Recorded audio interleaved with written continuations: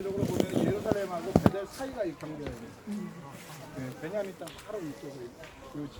그러다 보니까 베델에다가는 이제 하나의 이제 가장 상징적인 예전에 이제 이곳에 이 하나님의 이제 이 성막이 있었던 일부 있었던 곳이 또 여기 있고 실로도 있었지만 이렇기 때문에 베델이 여기 있고 단 여기다가 이제 딱 이제 금송아지를 세웠었고 하고 있는 예루살렘을 다 이제 가서 제사 드리러 또 오고 하니까 민심을 갖다 모으기 위해서 가졌던 곳이다라는 경계를 갖다 이 구역을 한번 생각해 보시면 좋을 것 같고요.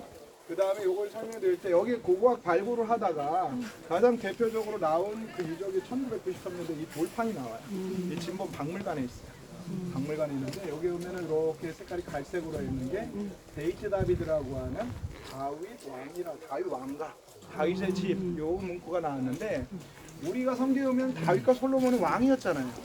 왕인데 그럼 왕이면은 뭔가 좀 남겨놔야 되는데 솔로몬 같은 경우 우리가 성경에 보면 엄청난 화려한 뭐 왕국도 13년 동안 짓고 엄청나게 안타깝게도 이게 유적이 나온 게 없는 거예요. 네, 그래서 진보주의적인 학자들은 다윗과 솔로몬은 왕이 아니라 그냥 부족장인데 후대에 있는 사람들이 왕같이 좀 이렇게 확대를 해가지고 해놔서 그게 없다라고 할 때 안타깝게도 그런 어떤 성경의 다른 민족들이나 이 아람으로 된 비문들인데 다른 민족이나 이런 것에 대한 그 어떤 이 다윗 왕조나 솔로몬에 대한 내용들이 유일하게 성경에는 없던 것에 이게 나온 거예요. 그래서 여기 오면 이 다윗의 집, 다윗의 왕가 있는 부분들에 이것이 있을 때 이 봐라 이게 성경에 대한 것을 근거하는 일종의 팩트이트하지 않냐라고 할 때 히브리 대학은 이게 이제 진짜 이제 성경에 대한 내용이 원래 맞다라고 하는 내용이고 텔라이브 같은 데서는 고고학 쪽에서는 되게 진보주의적이니까 이거 갖고 어떻게 하냐라고 논란이 1994년부터 계속 되다가 2007년도에 요 위치상으로 여기가 어디냐면 이 다윗과 골리앗이 전투했던 엘라 골짜기예요. 네, 엘라 골짜기 바로 여기에 오면 사무엘상 17장에 나오면 두 개의 성문이라고 하는 샤라임이라고 하는 그곳에 엄청난 주전 11세기 그러니까 다윗 왕조 때에 세워졌었던 엄청난 그런 성터가 발견이 돼요.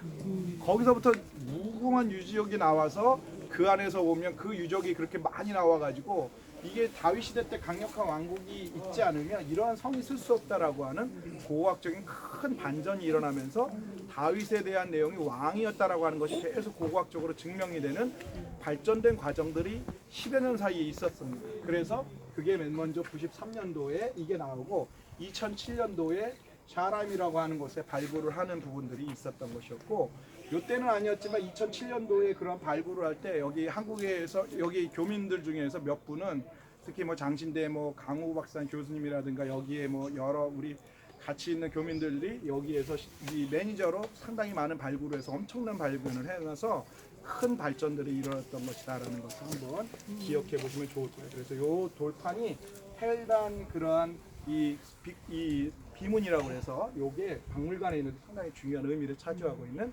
돌판이 여기서 발견됐다라는 거 기억하시면 될 것 같습니다. 자, 이동합니다. 이쪽으로.